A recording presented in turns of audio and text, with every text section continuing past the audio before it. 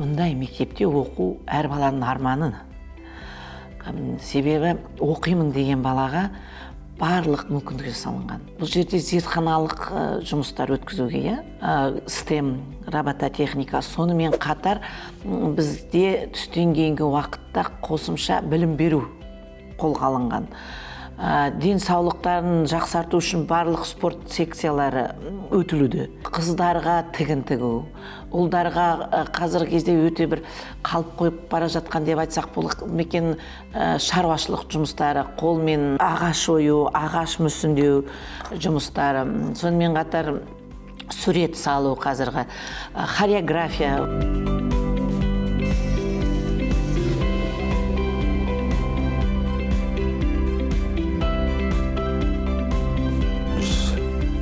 Былтыр бірінші мектептерді аштықтағы оқу жылының басына тапсырдық қой. Сол кезде бірінші тоқсаннан кейін бе, әлде екінші тоқсанның кезінде ме бір директор мектептің айтты. Рензорлықұлы, рахмет сіздерге. Керемет, өте балалардың талпынысы бұрынғы жаңағы 3-ке оқитындар 4 пен 5 оқып кетті деп жаңағы. Әрине баланың өзіне бәрі қызық қой. Мен ойлаймын енді 10 жыл болмаса, 5 жыл болмаса да 10 жылдан кейінгі біздің түлектер өте, білмеймін, ақылдың ақылдар болатын шығар. Әлемді әлі талай таңғалдырамыз. Оған мен күмәнім жоқ ешқашанда. Бұл жағынан әрине президентіміздің осы қиын кезде осындай жобаға мән беріп, үлкен іс. Бұл болашаққа деген ол ертең 10 есе 100 есе қайтарылатын қаражат. Адами капиталға деген үлкен инвестиция.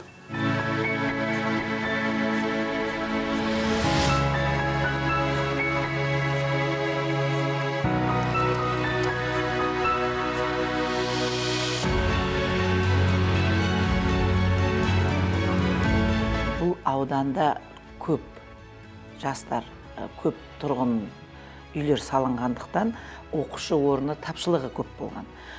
Осы мектептің қасында тұрған 174-ші мектеп 1200-ге арналған, ол жерде 4200 оқушы, қасымыздағы 157-ші мектеп 1500-ға арналған 4700 оқушы оқып жатқан болатын. Осы мектеп салынғаннан бері сол мектептерден оқушылар ауысып келді да, орын тапшылығы азайтты. Ол өте қажет мектеп болған осы ауданға. Ғимараттың ауданы 33 мың шаршы метр, территориясы 4 гектар. Мұншалықты үлкен білім ошағы ел тарихында бұрын-соңды салынбаған. Мектеп бір ауысымда 2500 бала қабылдауға қауқарлы. Келешек мектептері ұлттық жобасы мен оны басқарған Самұрық-Қазына Construction компаниясының арқасында Алматыда мұндай бір емес, екі бірдей мектеп бар енді. Екеуінде BCN Group компаниясы жарты жылға ерте аяқтады. Нормативтік мерзімі 28 ай болса, құрылыс 22 айда толық тәмамдалды.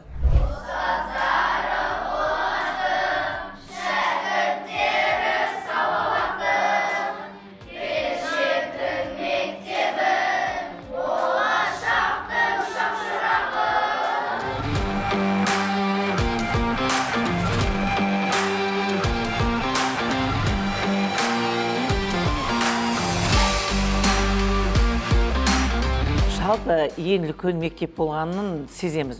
Қоңырау арасында мысалы шығып мектеп аралап келгеннің өзіне біраз уақыт керек. Сабағымызды 2-93 қарашадан бастап мектеп ашылып толыққанды жұмыс жасап жатырмыз. Бір ауысымда 2100 бала оқып жатырмыз ғой. Балалардың көптігі байқалмайды. Коридордарда өтіп бара жатқан кезде, қоңырау кезінде бірлі-екілі аз балалар ғана оқып жатқан секілді болып көрінеді. Шын мәнінде 2100 бала бір ауысымда ол көп бала.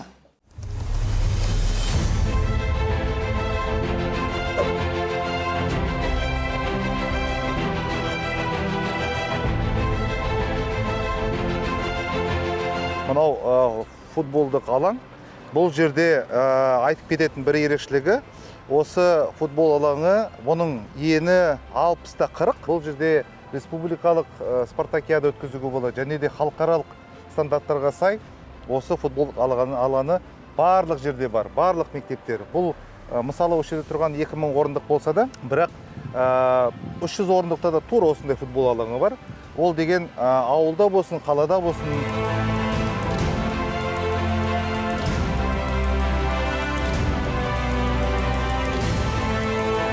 қарап тұрсаңыз, бұл кәдімгідей доп тисе де, бұл мынандай қоршаулар шыдайтын қоршаулар. Сетка жыртылып, балалардың бір тепкеннен қалмайтын қоршаулар болатын. Қазіргі таңда көріп тұрсаңыз, бұл жерде темір доппен де тепсең де бұл сынбайтын қоршаулар.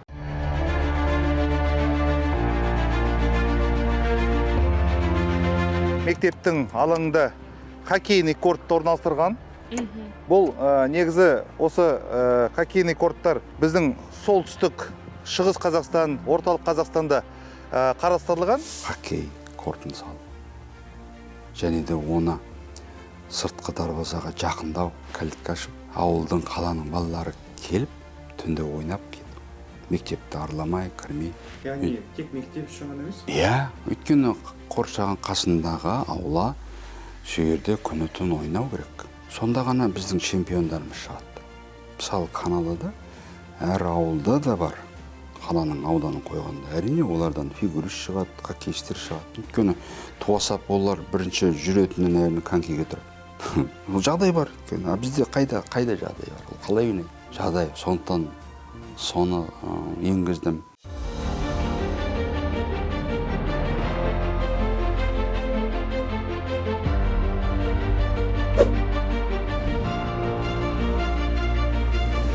Айтпақшы, мектептердің сыртқы территориясы бөлек әңгіме. Ойын мен спорт алаңдарының орналасуы бірыңғай оператордың назарынан тыс қалмады. Мұндағы басты қағидат әр шаршы метрді тиімді пайдалану. Басқарма төрағасы Мәулен Айманбетов әр мектептің бас жоспарын жеке қарап бекіткенін айтады. Жер көлемі әртүрлі ғой, әр мектептік ерекше. Оны қалай орналастыру керек? Жаңағы бастауыш мектептерді бір жағынан кіреді, үлкендер бір жағынан кіреді. Олардың да демалу, ойнайтындар алаңдар қасында болу керек, дұрыс па? Одан қалса жаңағы айнала асфальт жол бар ғой, пазарлық жол дейді ғой, кіреберістерде өз жерде мен жаңағы бұзып асфальтты брусчатка жасатып, алаң жасадым. Қазір кейбір мектептерде қарасаңыз, Наурыз мейрамдарын өткізуге болады, қазақ үй тігіп тастап, функционалды әр, өйткені жаңа айтып отырмын ғой, шетелде әр метр квадратты сыртта болсын, іште болсын ұтымды пайдаланады. Сол себептен де функционалды болу, ұтымды пайдалану мәселесін қарастырдық. Ыңғайлы болу үшін.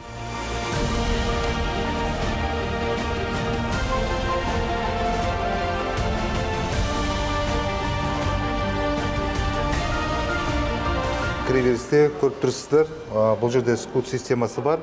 Әр бала алақандарын қойып, осы жерден өтетін болады. Мысалы, ата-аналар келіп тұрғанда, мына жерден өтпеу үшін әдейі ыңғайсыз жаңағы оқу орта министрлігінің талабына сәйкес бұл осы скутқа дейін осы мектеп директорының кабинеті орналасқан. Бұл жерде жаңағы скуттан өтпей-ақ осы әрбір ата-ана осы жерге кіріп, өз мысалы шағымдарын жазып, мысалы немесе кіре беріп қабылдау керек болса, осы жерге кіріп келе береді. Біздің кезімізде бұл 2-3 этажда отырады. Әрине, көрінбейтін жерде. Саламатсыз ба? Саламатсыз ба? Иә. Көп рахмет. Жалпы қыркүйек айынан бастап ашылдыңыздар. Енді сіздің де директор ретінде өз пікіріңізді білсек, бағаңызды алсақ. Өте жақсы, жоғары деңгейде жасалынған, бар нәрсемен қамтылған, жабдықталған, өте ыңғайлы. Бастысы балалар риза. Жаңа мектепті ұнатқандары соншалық экскурсия тізгінін өздері қолға алды. Сәлем достар, менің атым Ақерке. Бүгін мен сіздерге өзімнің асханамды көрсетемін. Біз тамақ ішетін алдында қолымызды жуамыз.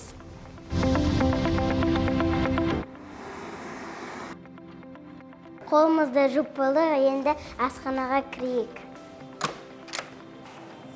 Біздің асхана осындай. Бүгін біз пюре мен картошка жедік.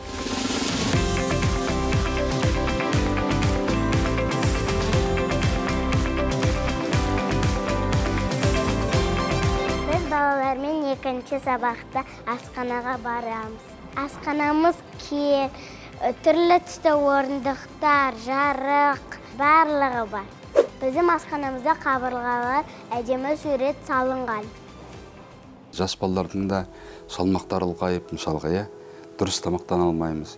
Неге сол мысалға қол жуыңнан бастап жаңағы, санитарлық гигиеналық бастап қалай тамақтану, тамақтың қандай калориялары бар, сыйымдылығы бар деген нағыз нұсқаулы, керекті мағлұматтар болсын деп, сондай өзгерістер енгіздік.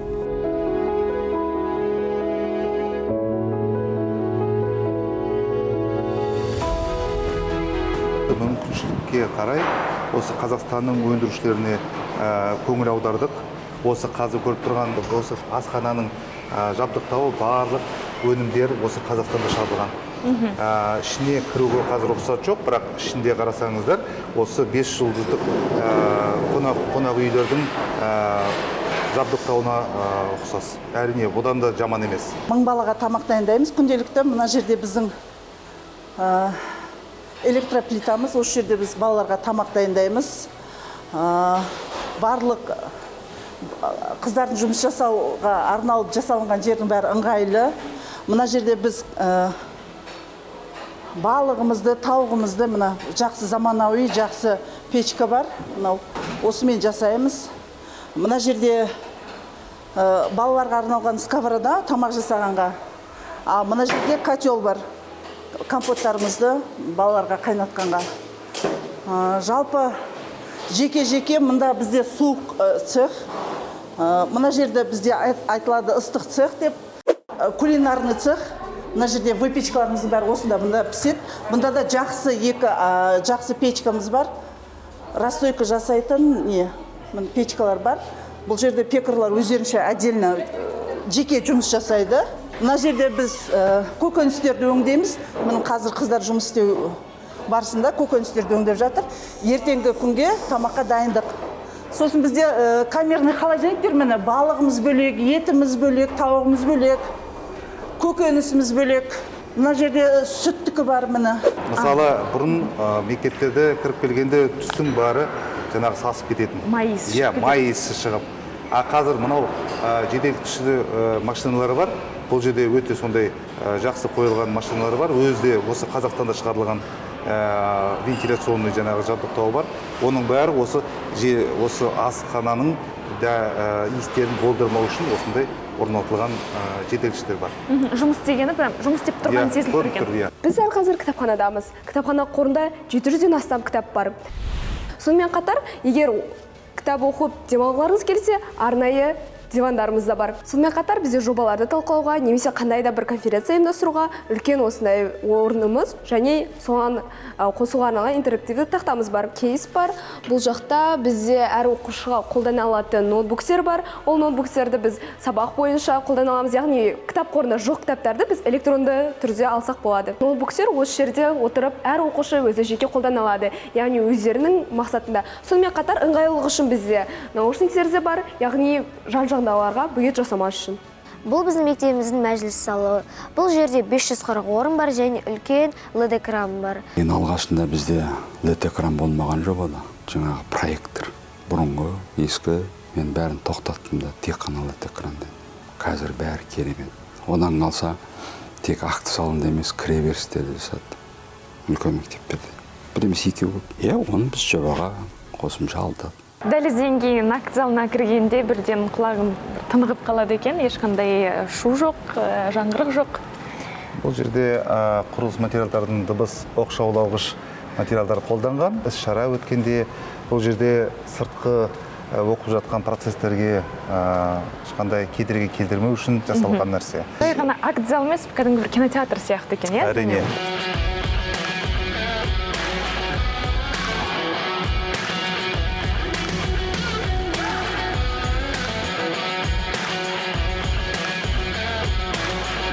Бізде 4 спорт зал бар. Екеуі кішкентай, ал екеуі үлкен. Мен өзім мұнда волейбол ойнаймын, немесе баскетбол. Сыныптастарымен келіп осында ойнаймыз. Біздің спорт залда бір ерекшелік бар. Бұл біздің үлкен терезе. Ол жерге қоңырауда келіп, шахмат ойнауға болады.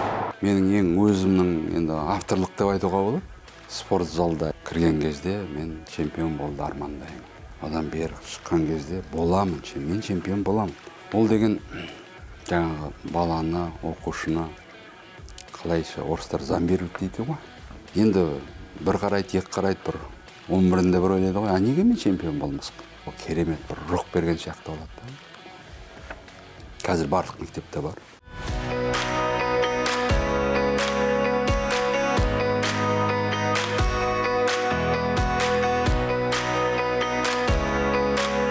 БШП-ға арналған осындай машинкалар бар. Бұлардың бағалары миллион теңгеден асып кетеді. Бірақ осы біздің болашақ балаларымызға аямай осы жабдықтауын бәрін қарастырған. Самұрық Қазына Construction компаниясы келешек мектептері ұлттық жобасын табысты жүзеге асырды. Мемлекет басшысы жүктеген стратегиялық міндет абыроймен орындалып, ел тарихындағы ауқымды әлеуметтік серпілістердің біріне айналды. Бұл құр сөз емес, нақты нәтижелермен дәлелденген тарихи жетістік. Бірыңғай оператордың жүйелі басқаруымен 3 жылдың ішінде Қазақстанның түкпір-түкпірінде 208 жаңа білім ордасы бой көтерді. Соның нәтижесінде 217.300 оқушыға арналған заманауи оқу орындары ашылып, мыңдаған баланың сапалы білімге қол жетімділігі артты. Ұлттық жоба білім беру саласындағы жылдар бойы қордаланған мәселелердің түйінін тарқатты. Апаттық жағдайдағы 7 мектеп сүріліп, олардың орнына қауіпсіз әрі заманауи ғимараттар салынды.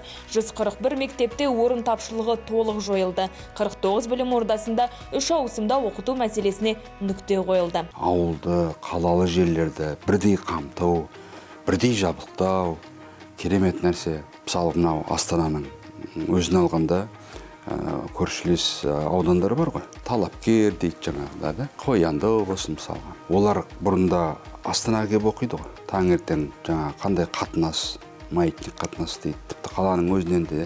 Қалада қанша мектеп салдық. Облыста Астанаға іргелес аумақтарға 7 мектеп салдық. Сол кезде осы қозғалыс тоқталды бір екінші ауылдың балалары оқыған кезде, көрген кезде қандай керемет қуаныш, бақыт деп ойлаймын. Ауыл баласының қала оқушысынан қай жерге? Оларда кең, жарық, заманауи талаптарға сай сапалы мектептерде білім алуға әбден лайық. Келешек мектептері ұлттық жобасы осы әділетті ұстанымды нақты іске айналдырды. Салынған 208 мектептің 125-і қалаларда бой көтерсе, 83-і ауылдық елді мекендерде орналасқан. Бұл барлық нысандардың 40%.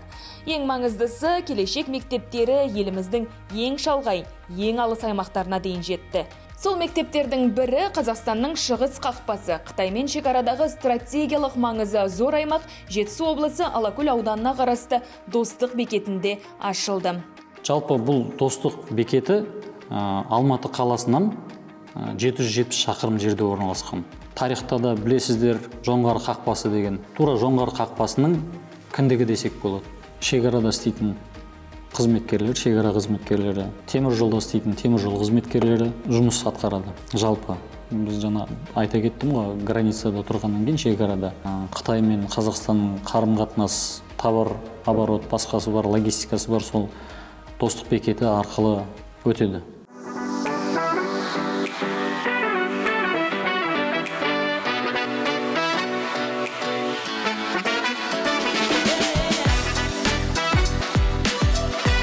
Достықтағы жаңа мектеп осы жылдың 1 қыркүйегінде есігін айқара ашып, бүгінде ауыл балалары заманауи білім ордасында оқып жатыр. Алайда бұл жетістікке жету жолы оңай болған жоқ. Құрылыс басталмай жатып ақ жоба бірқатар күрделі кедергілерге тап болды. Соның ең бастысы мердігер мәселесі еді. Шекараға жақын, қыста 40 градус аяз, жыл 12 ай ұйытқы жел соғатын шалғай елді мекенде мектеп салуға ниет білдірген компания табылмады. Конкурс 2 рет жарияланғанымен жеңімпаз анықталмай қалды. Жауапкершілікті өз мойнына алып, құрылыс жүргізуге жалғыз компания келісім берді.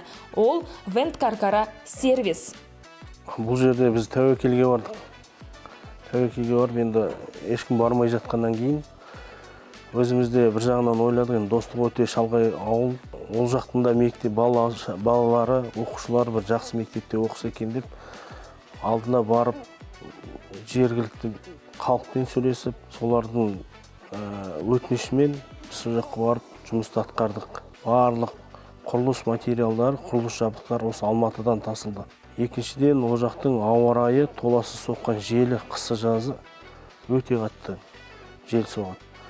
Аптасына кейбір күндері біз бір аптада 3 күннен тоқтап қалған күндеріміз бар осы ауа райының себебінен. Усиленный каркас қойылды ол жерде. Т-образный профильдар емес, квадратообразный профильдар қойылды. Мысалы 60-80 деген алюминий профильдар қойылды.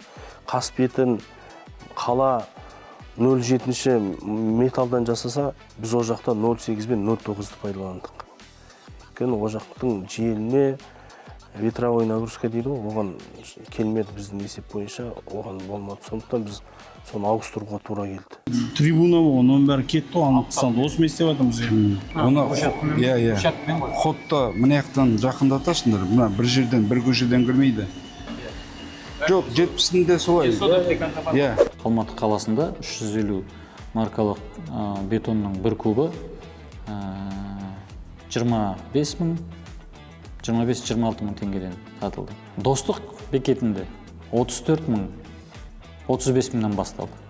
34-35 мыңнан басталып 40-42 мың шамасына дейін барды. Мысалы, цементті Семейден тасыдық. Семей 500 километр жерде тұрғанымен біз бір апталап, бір-екі вагонды сондай бір қиын жағдайлар болды, кіргізе алмай апталап жүретін уақыттарымыз болды. Енді өзіңіз ойлаңыз, біз 500 мың теңгеге бір КАМАЗ кірпішті алсақ, сол кірпіштің жеткізу құны өз 500 мың теңге болды. Сонда біздің кірпіштің бағасы 2 есеге қымбаттап кетіп отыр.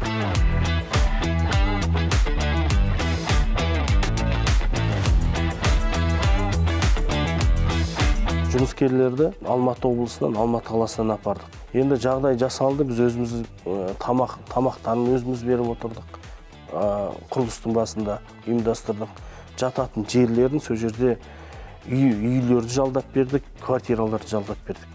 Сондай барлығын өзіміздің компания көтерді. Жалақысы енді әлдеқайда Алматыға қарағанда, Алматы облысында жұмыстарға қарағанда енді 1,5 есе жалақылар көп болды ол кісілердің. Одан кейін енді жұмыскерлердің тұрақсыздығы. Барат, жұмыс істейді, бір айлық алғаннан кейін енді шалғай болғаннан кейін көп адам шыдамады енді шыны керек. Оны біз ішінара келісіп, қайтадан толтырып отырдық. Біреулерді бір ай жұмыс істетіп, бір ай демалдырып отырдық. Осындай бір үлкен қолайсыздықтармен бітірдік, бірақ енді ол мектепті алғанымызға біз өкінбейміз.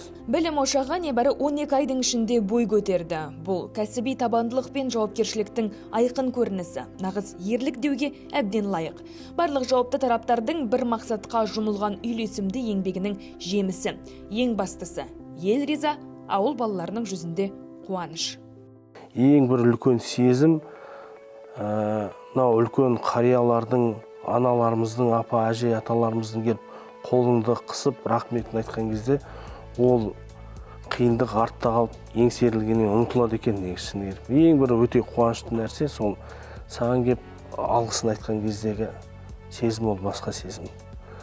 Енді шынымен ол, енді мемлекетіміз осындай оқушыларға, осындай шалғай жерде, осындай келешек мектебін жағдайын жасап беріп жатқаннан кейін енді өте керемет. Мектеп өте сапалы, жақсы салынды. Ішіндегі жабдықтар басында салып жатқан кезде робототехниканың, компьютерларды алған кезде, домбыра класын ашқан кезде біз ойлағанбыз, енді осы балалар меңгере ала ма деп. Жоқ, біздің қазіргі жастар, біздің қазіргі оқушылар білім жағынан өте сапалы, саналы екен шыны керек. Үйдегі отбасымның қойған жаңағы сұрақтары болады ғой. Не салып жатсыз жалпы? Не істеп жатсыз деген. Сол кезде балаларыма айтатыным, мен сендер оқитын мектеп салып жатырмын деп. Осы мектептің бірінде қазір менің үлкен қызым оқиды, мақтан тұтады. Мынаны мектепті мен әкем салған деп. Сол себепті енді ары өткенде, бері өткенде өзіңде көресің, елге айтасың, мақтан тұтасың, көзге көрінетін дүние. Өте қуаныштымын осы жобаға қатысқанымда.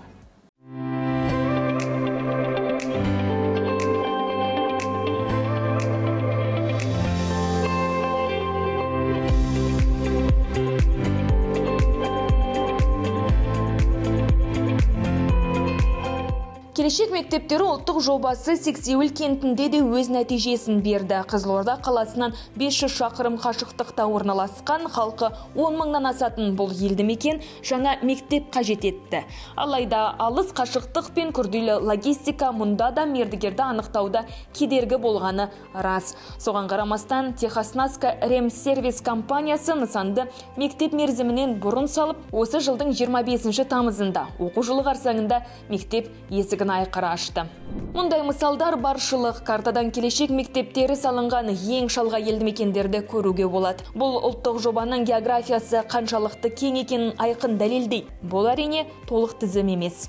Айта кету керек, бұл өңірлерді құрылыс жүргізу түгілі көлікпен жетудің өзі оңай емес. Самұрық-қазына Construction басқарма төрағасы жоба бойынша салынған 208 мектептің әрқайсысына құрылыс барысында бір емес, бірнеше рет барып, жеке бақылау жүргізді. 3 жыл ішіндегі сапарлар саны мен жүріп өткен жолдың қашықтығы атқарылған жұмыстың ауқымын айқын көрсетеді. Шамамен 200 мың километр жүрілді осы 34 айда. Егерде экватор 40 мың десек, онда экваторды 5 рет айналып өткен болдық. Оның 1 мыңы пойызбен жүрсем, 70 мың жуығы автокөлік, қалған 129 ба қалып отыр, сол ұшақпен. Ал енді неге соншама рет бару керек дегенде, бұл құрылыс директивті мерзімде аяқталу үшін уақытылы шешім, көптеген мәселелер күнделікті туындап тұрады. Орталық пен өңір арасындағы тез шешім қабылдау. Сол себептен де қанша рет айналып жүрсек де өте керекті болды өйткені. Шиеленісті мәселелер болды, мысалға жаңағы құбырларды шығару, не болмаса бір нысандар ескі, жасыл жидекті ағаштар, сондай шаруалар. Одан кейін жаңағы егжей-тегжейлі жоспарлауға сәйкес өзгерістер енгізу, 4 жақтан жол, құбырларды қалай тартамыз. Кімге ұнайды, мысалға, үйді көрмейсің, немерелерімді, бала-шағамды көрмейсің. Бірақ ол жұмыс болғаннан кейін, мемлекет басшының тапсырмасы болғаннан кейін, әрине ерекше маған жауапкершілік болды, оны сезіндім қатты. Мұндай ауқымды жобаны сапалы әрі белгіленген мерзімде жүзеге асыру бір ғана жауапты басшының емес, білікті мамандардан құралған қуатты команданың еңбегі. Ұлттық жоба жалғасқан 3 жыл ішінде Самұрық-қазына Construction құрамында 300-ден астам қызметкер тынымсыз еңбек етті. Олардың жанкешті жұмысы жоба аясында енгізілген жаңашыл шешімдер мен еңсерілген қиындықтар деректі фильмнің алғашқы бөлімінде жан-жақты баяндалған болатын. Сол себепті оған қайта оралмаймыз. Ол кезде ұлттық жоба өз жолының дәл ортасында еді. Мәреге жеткен сәтте басқарма төрағасының командаға айтар сөзі бар. Мемлекет басшысына бірінші рахмет. Сеніміне рахмет. Соны біз ақтағанымыз үшін қуанып отырмыз. Үкімет басшыларына да сеніп, қадағалап, қаншама мәселелер осы бірігіп шешіп, қаншама жиналыстар өтті. Президент әкімшілігі, үкімет аппараты, өңірдегі әкімдер болсын, құрылыс саласындағы мамандар, мемлекеттік сараптама мекемесі, оларға алғысым ерекше, әрине күні-түні жұмыс жасадық. Өзіміздің мамандарымыз, жобалаушылардан бастап жаңағы құрылысшылар күні-түні жұмыс жасады. Одан қалса заңгерлеріміз, экономистеріміз, есепшілеріміз, мынау жексенбау, мынау кешау деген қарамай істегеніне рахмет, бас ием бәріне. Ауызбіршілігімізге бас ием. Әрине енді өз басым осы мүмкіншілікті пайдаланып, жұмыста, істе жаңағы қан майданда қатты болып бір жерлерде біреудің ренжітіп алсам кешірім сұраймын. Іс болды, сондықтан мүмкін қатты кеткен кездерім болған шығар. Кейде соның жігіттерден кешірім сұрағым келеді. Өйткені мен егер бір жерде қатты болмасам, мүмкін ондай болмас еді. Ұлттық жобаның ауқымын елестету үшін мына статистикаға назар салайық. 208 келешек мектебінің жиынтық ауданы 2,666,000 шаршы метр. Бұл 373 футбол алаңына тең. Тағы бір мысал, келешек мектептерінің жалпы аумағы Ватикан мемлекетінің аумағынан 6 есе үлкен. Ол олма, білім ошақтарының құрылысында 1,900,000 текше метрден астам бетон қолданылды. Бұл Нью-Йорктегі әйгілі Empire State Building ғимаратының 5-еуін салуға жетер еді. Жобаның жалпы бюджеті 1,423 миллиард теңге екенін ескерсек, 208 мектептің құрылысы 3 жылда ел экономикасына мықты серпіліс берді десек артық емес.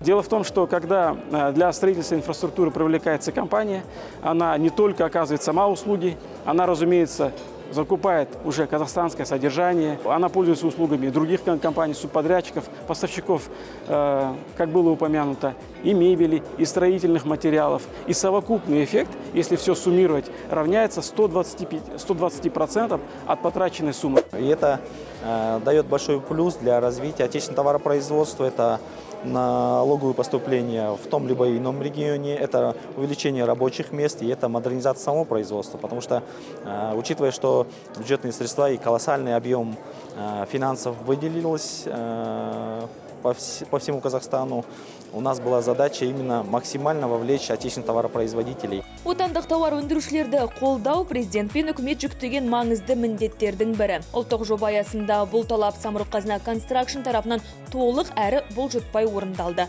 Осы мақсатта Атамекен ұлттық кәсіпкерлер палатасымен және бизнес өкілдерімен жүйелі жұмыс жүргізілді. 208 мектептің құрылысы мен жабдықталуында қолданылған материалдардың 78% отандық өнім. Необходимо отметить, что часть компаний, которые участвуют в данном проекте, они уже переходят от где-то частично механического оборудования уже к роботизированной технике. И эти средства помогают компаниям расти не только в плане финансовой части, да, но и модернизировать свое производство, которые показывают уже рост и инженерной мысли, каких-то проектных групп для того, чтобы развивать какие-то новые технологии, новые продукции у нас в Казахстане. Еліміз бойынша келешек мектептерінің құрылысына 92 мердігер компания, 37 техникалық қадағалау ұйымы және 73 жобалаушы компания тартылды. Жоба аясында жүздеген мың адам еңбек етті. Көптеген құрылыс компаниялары үшін бұл мектептер тек нысан емес, дамуға жол ашқан мүмкіндік болды. Өндіріс көлемі артты, тәжірибе қалыптасты. Бірақ ұлттық жобаның ең басты нәтижесі бірыңғай оператордың арқасында отандық кәсіпкерлер құрылыс жүргізудің жаңа стандарттарын меңгерді. Теперь в такой школе будет стыдно учиться на тройке или на четверке, там действительно надо будет учиться только на пятерке, потому что сама аура, сама обстановка это предполагает к этому. Проект «Келешек мектептер» очень сильно повлиял на компанию в плане роста. Роста не только в финансовом плане, но и в профессиональном плане. Дело в том, что вот эти нововведения, как Е-Курлас, электронная база закрытия АВР, кроме этого, плановый контроль 24/7. Мы сейчас все уже в Казахстане привыкли к этой цифровизации и без нее уже не видим. Да? Сейчас дайте мне эту кипу документов, которые мы раньше бегали и подписывали на других объектах до комфорта шел. Конечно, это было небо и земля. Получили огромнейший опыт и, в принципе, готовы к новым свержениям. Ең маңызды шешім процесстерді қатар жүргізу болды. Бір кезеңнің аяқталуын күтпей жобалау, материал жеткізу және құрылыс жұмыстары бір уақытта атқарылды. Бұл үлкен тәуекел еді, бірақ біз бұл жауапкершілікті мойнымызға алдық. Мерзімде бітіруіміздің ең алғаш себептерінің бірі құрылыс кезінде объектіде 1000-ға жуық адам жұмыс жасады, 24 сағат жұмыс жүрді, 3 кезеңде 3 ауысымда жұмыс жүрілді. Бір уақытта сыртқы жұмыстар, ішкі жұмыстар және көгалдандыру жұмыстарының барлығы бір мезетте жүрді. Жоба пилоттық форматта жүзеге асырылып, құрылыс саласына жаңа тәсілдер енгізілді. Құжат айналымы қағаздан электронды жүйеге көшті. Жобалау мен құрылыс жұмыстары қатар жүргізілді. Бұл жаңашылдықтар тәжірибеден өтіп, саланың қордаланған мәселелерін де айқын көрсетті. Олардың барлығы деректі фильмнің алғашқы бөлімінде кеңінен қамтылған. Ал түйін біреу. Пилоттық жобаның жинақталған тәжірибесін енді тұтас салаға енгізіп, ел игілігіне жарату қажет. Жоба басқару дейді, управление проектом. Бірі мерзім, екіншісі сапа, үшінші қаржы. Осы үш үлкен іргелі талаптардың орындалса, онда жоба дұрыс орындалған. Енді қарасаңыздар, біз сапа бердік, директивті түрде салдық, бюджетті үнемдеп бердік. Сол себептен де бұл жоба дұрыс шықты. Бұл жобаның басынан бастап, дайындығынан бастап, жобалауынан бастап, тапсырыс беруінен бастап, соңғы іске қосу уақытына дейінгі іс-шаралардың бәрін мысал ретінде, эталон ретінде алып, мынау заңнамаға сәйкес құжаттардың барлықтарына ережелерге енгізу керек. Мысалға вентиляция бар ғой, мектептің 68 жылдан бері қалған, баяғы Совет өкіметінің қалған стандарты әлі жүр дейді. Қалай оны саласың? BIM технологиясы дейді, платформаларын үйрену, цифрландыру, роботтыққа пайдалану, қаншама заманауи құрылыс материалдары шығып жатыр, әдіс тәсілдері шығып жатыр. Оның бәрін оқуымыз керек. шетелден тәжірибелі мамандарды алып оқытуымыз керек. Менімше мынау арнайы техникалық мектеп ашу керек. Этот опыт работы с единым оператором, он был очень действительно удобным, показательным. Для реализации таких крупных масштабов, в такие сжатые сроки, немаловажен вот именно человеческий ресурс. И то, что это было скоординировано в одних руках, это действительно было очень удобно. У нас идет оцифровка нормативов, Казниса занимается. Также мы движемся в направлении автоматизации проверок. Конечно же, человека, эксперта, мы никогда не сможем полностью от него отказаться, но тем не менее мы движемся по опыту Сингапура в направлении автоматизации проверок. Жүйелі өзгерістерге жол ашқан бастама өз мәресіне жетті. Мыңдаған бала енді заманауи, қауіпсіз әрі жайлы мектептерде білім алуда. Бұл жай ғана ғимараттар емес, ел болашағына қаланған берік іргетас. Соның айқын дәлелі мемлекет басшысының Астананың дамуына арналған жуырдағы жиында айтқан сөздері. Соңғы 5 жылда 1 миллионнан астам оқушыға арналған 1000-ға жоқ мектеп пайдалануға берілді. Астанада 75 мектеп салынды. Қазір қалада 3 ауысыммен оқытатын мектеп қалған жоқ. Бұл ретте келешек мектептерін ерекше атап өткен жөн. Самұрық қазына констракшнның баз болуымен бой көтерген келешек мектептері енді бірыңғай стандартқа айналуы тиіс. Елдегі барлық білім ордалары ұлттық жоба аясында салынған 208 мектептің деңгейінен кем болмауы қажет. Себебі мұндай мектептерде ұстаздар шабытты, ата-аналар сенімді, ал балалар бақытты.